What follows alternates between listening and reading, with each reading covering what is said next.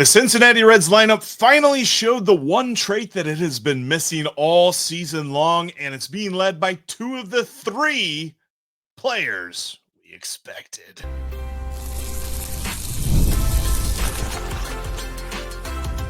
You are Locked On Reds, your daily Cincinnati Reds podcast, part of the Locked On Podcast Network, your team every day. Welcome into the Locked On Reds podcast. Locked On Reds is part of the Locked On Podcast Network, your team every day. My name's Stephen Offenbaker. His name's Jeff Carr. We are lifelong Reds fans. We are lifelong baseball fans. We love the Reds. We love baseball. We've been podcasting about this team for 14 combined seasons, and we love talking Reds baseball with you. On today's show, Nick Krall has made his yearly entry into the Here We Go Again bucket with some trade deadline quotes.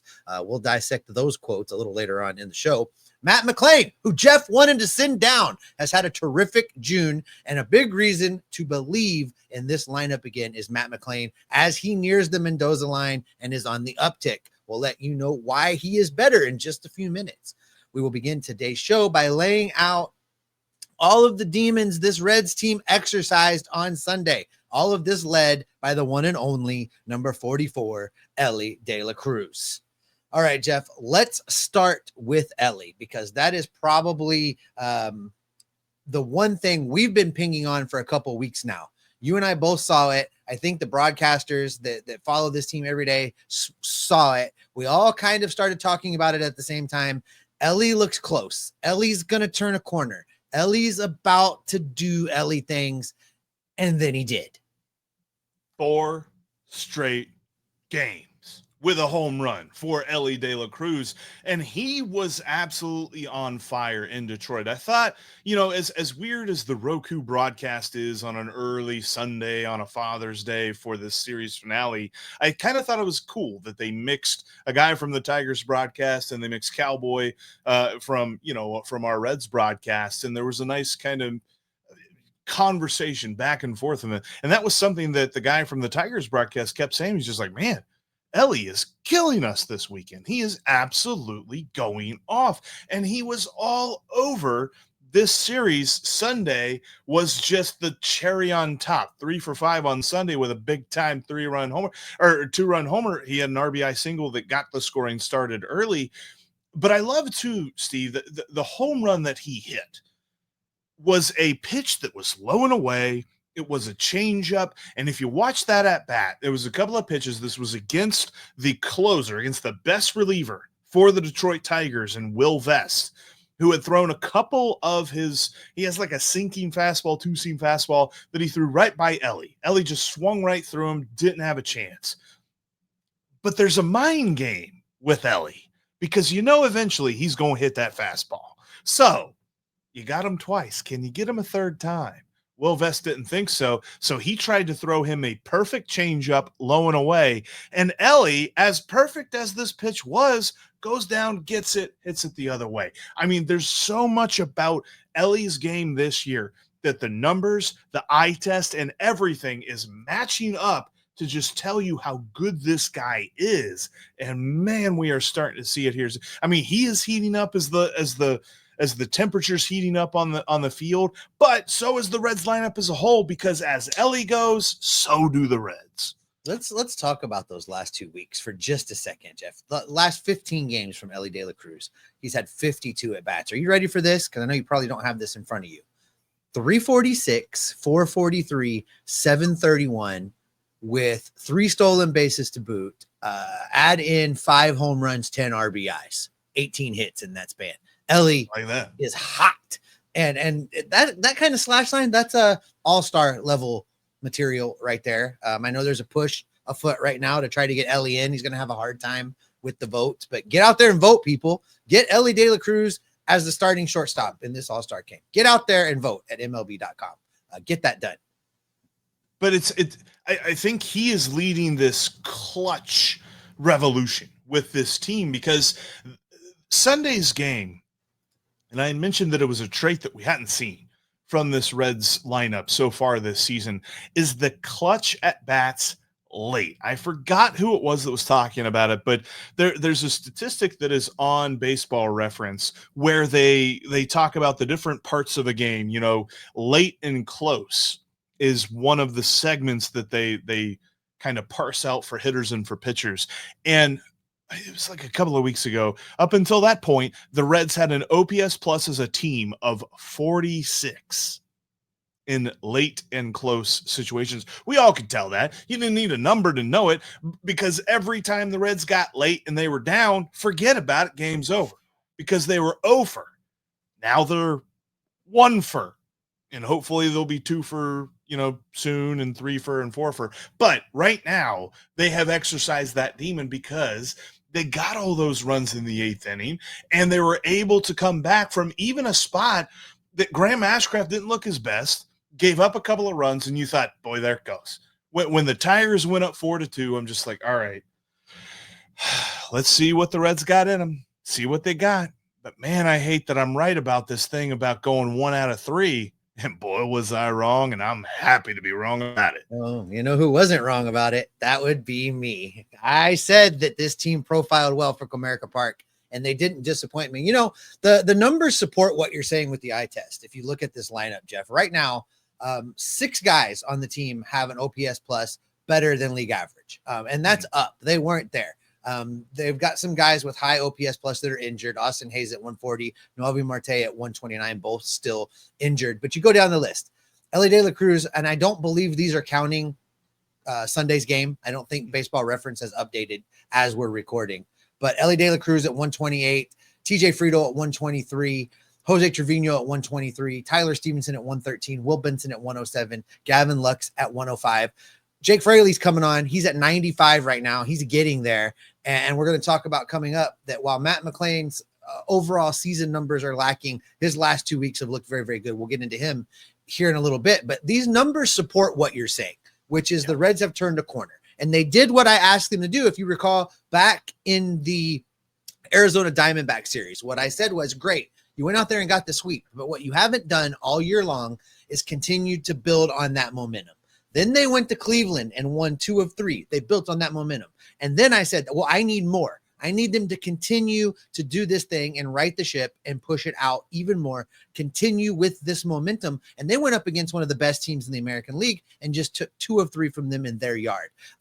This team is doing exactly what we ask of it, Jeff. They're now 2 games over 500 in a stretch of the schedule where we said just be 500. They're doing better than that as we get closer and closer and closer to those last 7 games before the All-Star break, where this team looks like it is going to be primed to absolutely launch heading into the break.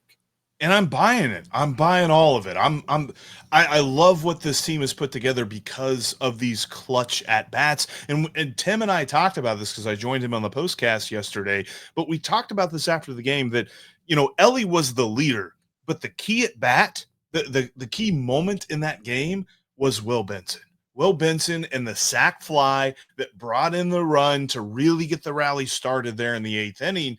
That was an at-bat, Steve, where the first 2 pitches from Will Vest, the closer for the Tigers that I mentioned just a moment ago, were fastballs up in the zone. What does Will Benson love to do with those? Swing right over top of them because he's trying to get on top of it so he doesn't pop it up and he misses it altogether. He did a thing that he doesn't do very often on those pitches, Steve. He left his bat on the shoulder. And for whatever reason, the umpire got him wrong. They were both strikes, but they gave him balls. And that was the change for me, because then coming up later in that bat, he fouls off one of those fastballs, and Will Vest thinks, all right, I'm getting another one by him, throws a fastball, laces the sac fly into right center field. And I thought that was the moment where you're seeing clutch at bat from Will Benson, clutch at bat from Elly De La Cruz. You had a couple of clutch at bats in this game from Matt McLain to keep the thing going, something we haven't seen from the 2-hole in a long time. But that was great to see overall.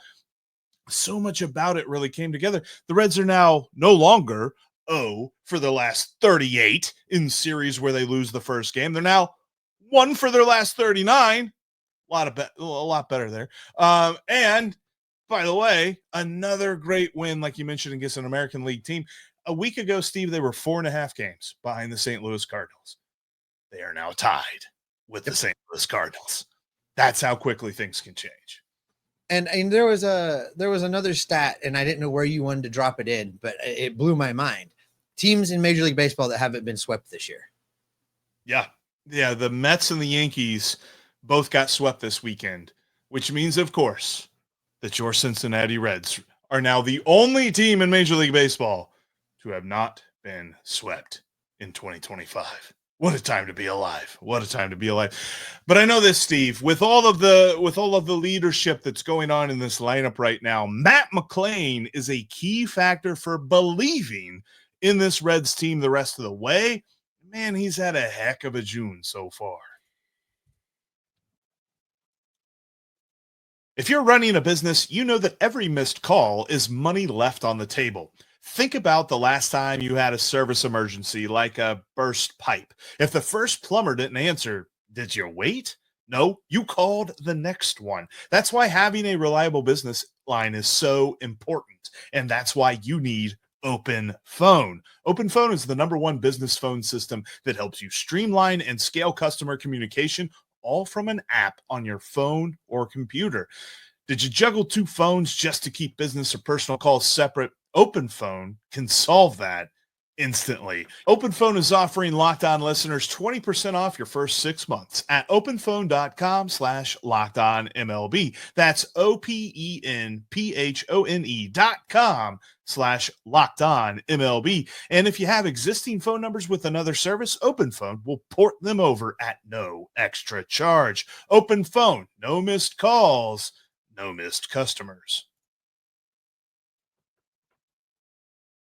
Thanks for always making Locked On Reds part of your everyday routine. If you're not an everydayer, make sure that you subscribe right here on YouTube or on your favorite podcasting app. We're on all of them out there. You'll also get Tim Daniel on the Reds Postcast. He goes live at the end of every single game right here on the Locked On Reds YouTube channel and shortly after on the Locked On Reds audio feed. All right, Steve, this was another good game for Matt McLain. And I thought that even before the game started, that it was already a win for him because Terry Francona showed the kind of confidence back in Matty McBang because he's had such a good June. He put him back in the 2-hole, and Matty McLain absolutely rewarded that. Look, there's going to be plenty of people that want to look at his season numbers and say, well, what the heck?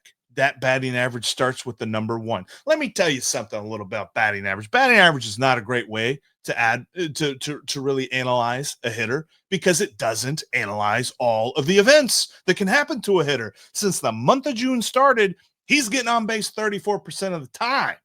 That is what we're talking about. Well, and I'll throw a batting average at you. The last 7 games, he's hitting 280 with a pair of home runs. So, he's turning a corner. And I hate to say it, because you and I both poo-pooed it just a little bit, I think, in prep, not so much on a show. But when Matt McLain got that bunt down, that lucky bunt where the first baseman changed and Barry Larkin called it.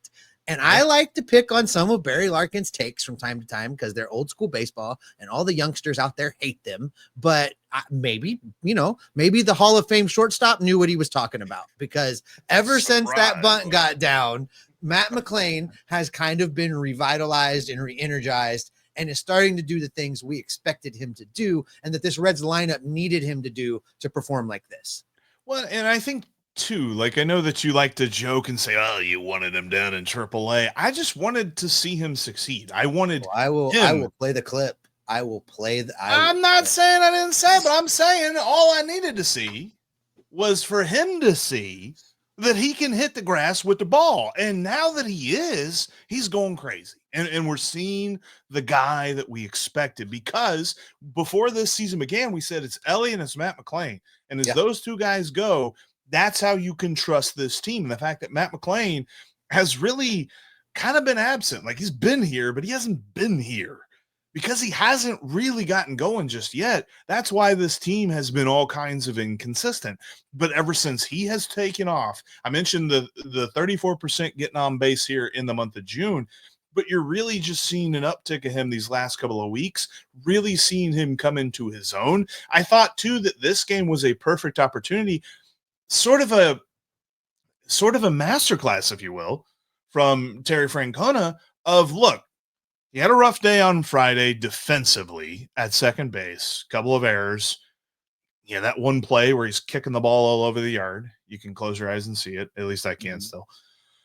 So he's like, let's fix this. Let's get him back to his roots. Let's get him at shortstop, make him feel comfortable. And I think that we're rolling now with a confident in a Matt McLain who understands he is who he is. He's not a guy that's got to press and hit a 5-run homer every time he steps to the box. He just gets up there, gets the bat on the ball, or gets his feet on first base.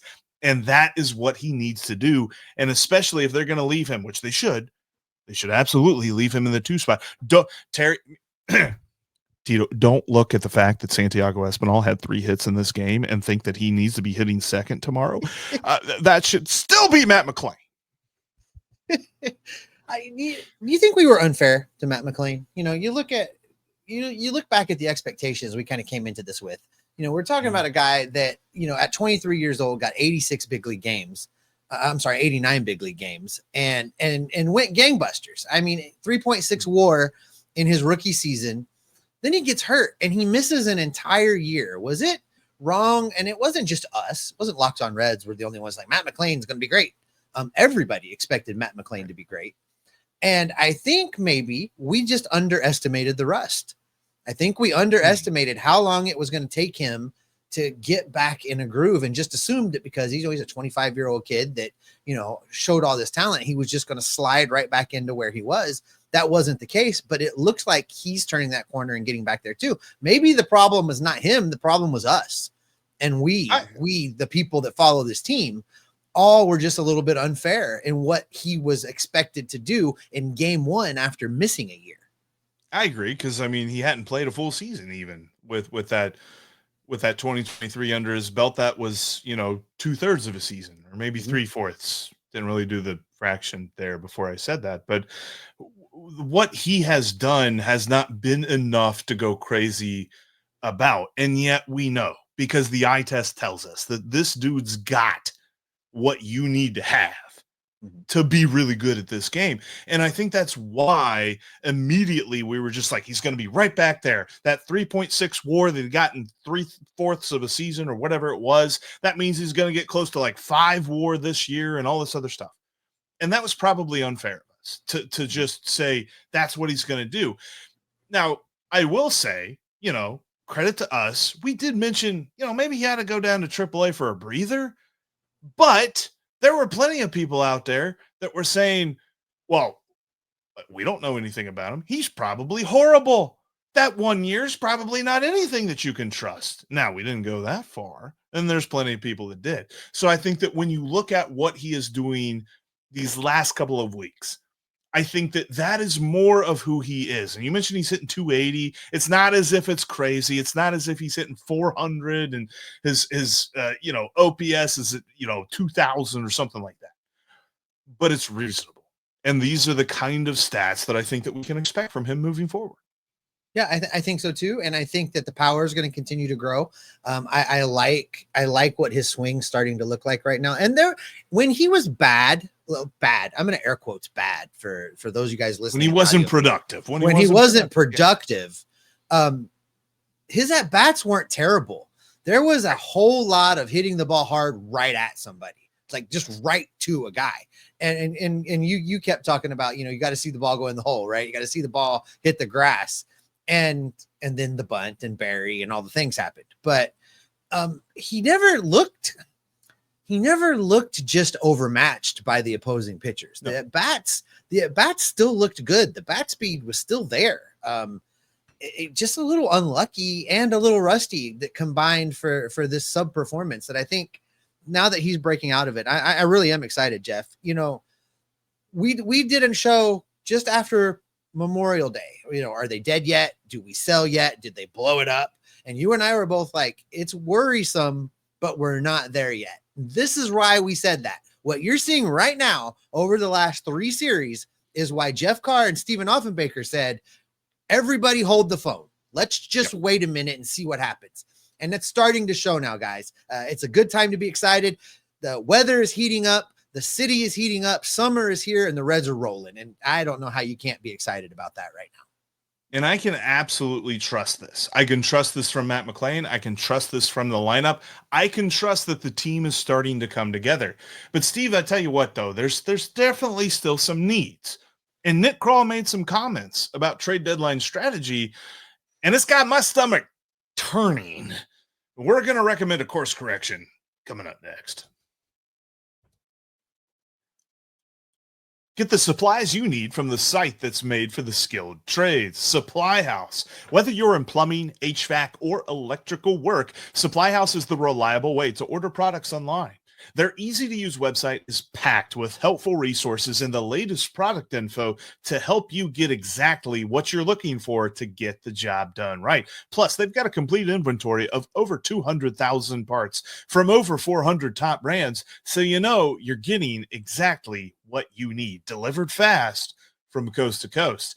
And for trade pros looking for the extra edge, their free Trade Master program offers exclusive perks like a dedicated phone line, free shipping, and discounts on every order.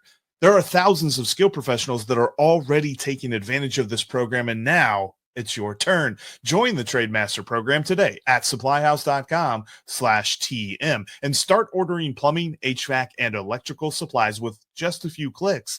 Plus, use promo code SH5 for 5% off your first order at supplyhouse.com.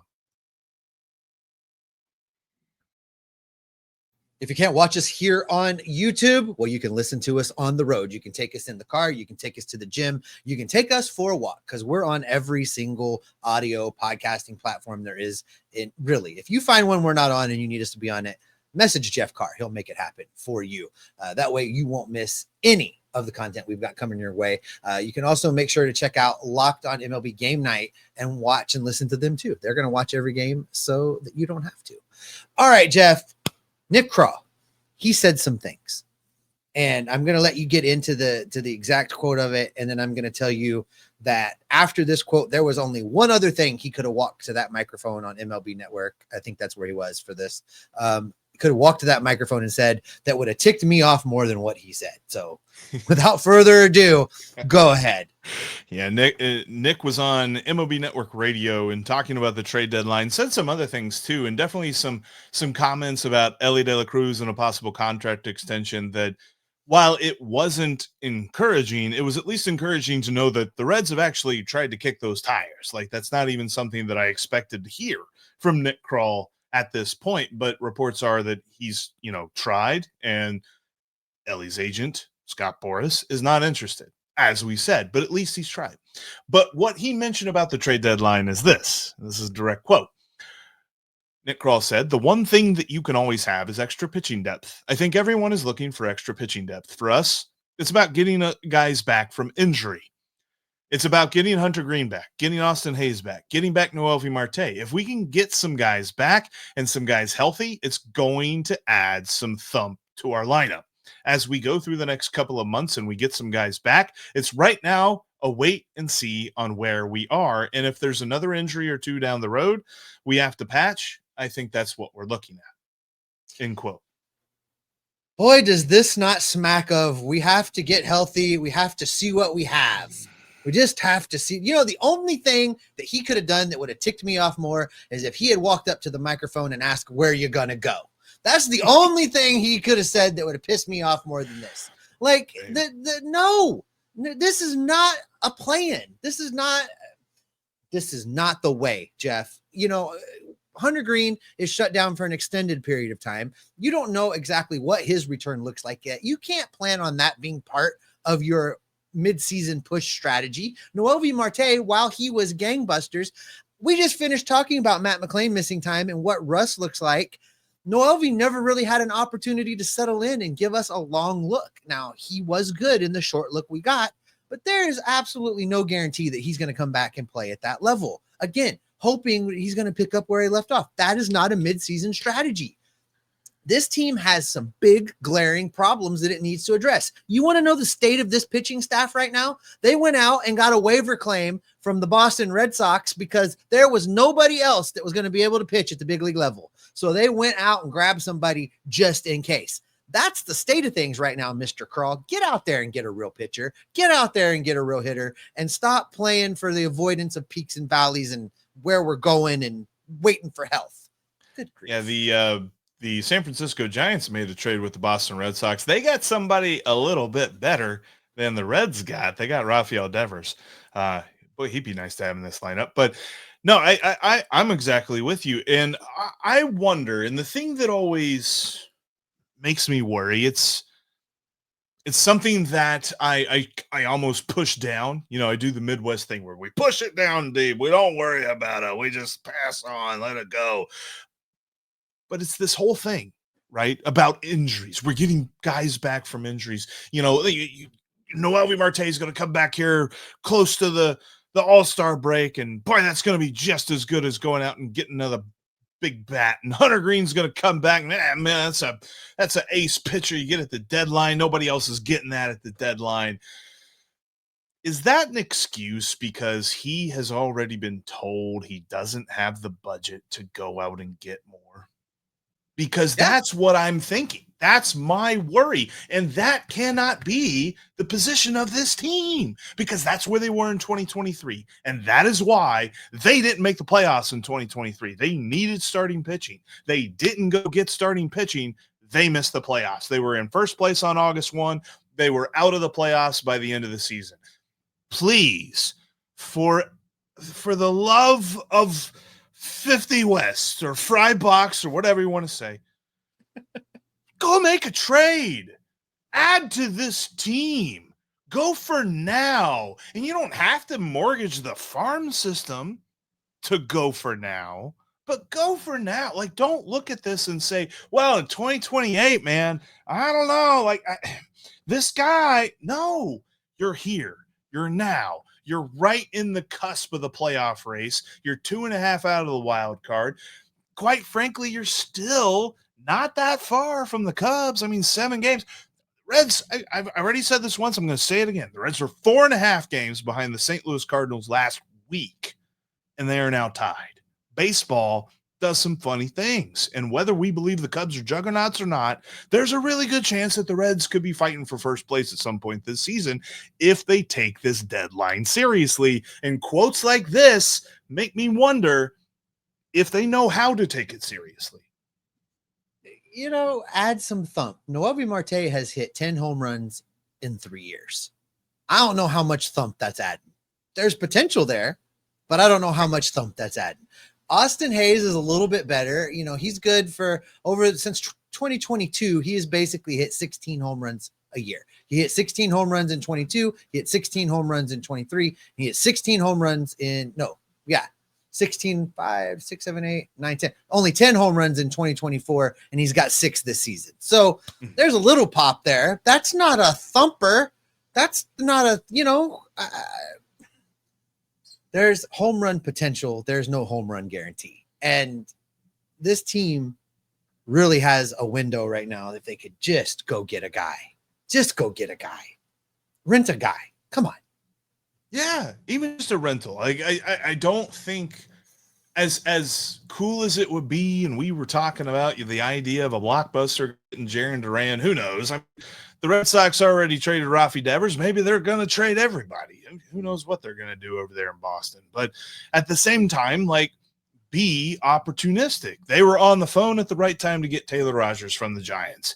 The Giants were on the phone at the right time to get Rafi Devers from the Red Sox. There are reports that the Red Sox didn't even shop him. There was one call, and they sent him to San Francisco. And I get it. There was a little bit of extenuating circumstances that he was kind of disenchanted with where he was with the Red Sox organization. But at the same time, if Nick Krall ain't on the phone, then he ain't going to learn anything like that and take advantage of anything like that, because you can bet that the Giants, who are right there with the Reds in this wild card race, are now one of the favorites to be in the wild card because of this deal. So go make a deal to be one of the favorites, because let's talk about all of the trade deadline deals that the Reds made as sellers in years past and how well those prospects are doing right now, because that's where we are on the opposite end of this. can the Reds send a couple of prospects for a dude that's going to make them be a playoff contender now? Or are they going to hang on to those prospects and see what we got 5 years from now? Because that's all we've done my entire life. You know, I'm tired of playing wait and see, and I'm tired of wait till next year. So let's go win some ball games right now. And that is where we're going to wrap up this edition of the Locked On Reds podcast. Thanks, as always, for making the Locked On Reds podcast your first listen each and every day. We appreciate it so much. Make sure you check out Tim Daniel and the Reds postcast after each and every Reds game this year. Coming up on the next Locked On Reds, we are going to get you set with a live episode on Tuesday at 3 p.m. Eastern time to get you ready for the Reds series with the Minnesota Twins. Make your second listen right now over on the Locked On MLB feed. They've got Sully over there to give you a national perspective of what's going on in baseball, and MLB Game Night, where they watch every single game so that you don't have to, and they tell you what's going on around the league. You can check that out on the Locked On MLB feed. Until next time, we'll be gathering up the news, the notes, the information, the rumors, and the reports, and bringing them back right here to keep you locked on Reds every single day. You wanted to send him down. Ha! Just see that grass. He's seeing the grass now. Hashtag He is Jeff all hates over it. Maddie McLain.